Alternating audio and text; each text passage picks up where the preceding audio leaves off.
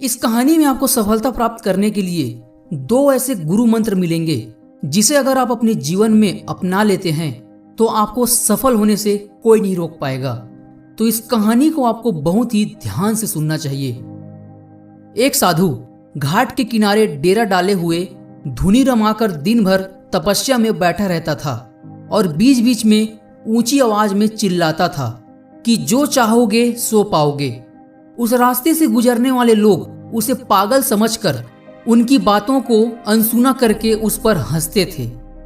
एक दिन एक नौजवान युवक उसी रास्ते से गुजर रहा था और जब साधु की चिल्लाने की आवाज उसके कानों में पड़ी कि जो चाहोगे सो पाओगे, तो ये वाक्य सुनकर वह युवक साधु के पास गया और उससे पूछने लगा कि साधु महाराज, आप बहुत देर से जो चाहोगे सो पाओगे चिल्ला रहे हो, तो क्या आप सच में मुझे वो दे सकते हो जो मैं पाना चाहता हूं? तो साधु ने बोला, हाँ बेटा, क्यों नहीं, लेकिन उससे पहले तुम मुझे ये बताओ कि तुम पाना क्या चाहते हो।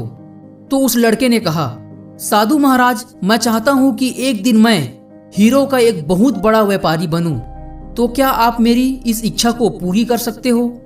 तो साधु ने कहा, बिल्कुल बेटा, मैं तुम्हें एक हीरा और एक मोती दूंगा, उससे तुम जितने चाहो उतने हीरे मोती बना सकते हो और तुम बहुत बड़े व्यापारी भी बन जाओगे।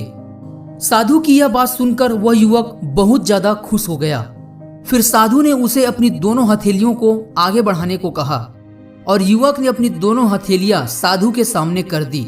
फिर साधु ने पहले उसकी एक हथेली पर अपना हाथ रखते हुए कहा कि बेटा, ये दुनिया का सबसे अनमोल हीरा है और इसे समय कहते हैं। इसे जोर से अपनी मुट्ठी में जकड़ लो, इसके द्वारा तुम जितने चाहो उतने हीरे बना सकते हो और इसे कभी अपने हाथ से निकलने मत देना।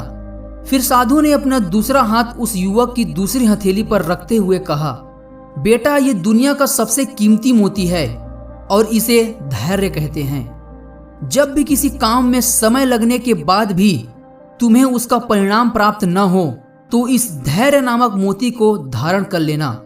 यदि यह मोती तुम्हारे पास है तो तुम दुनिया में जो चाहो वो हासिल कर सकते हो। युवक ने ध्यान से साधु की बात सुनी और उन्हें धन्यवाद देकर वहां से चला गया। अब युवक को सफलता प्राप्ति के दो गुरु मंत्र मिल गए थे।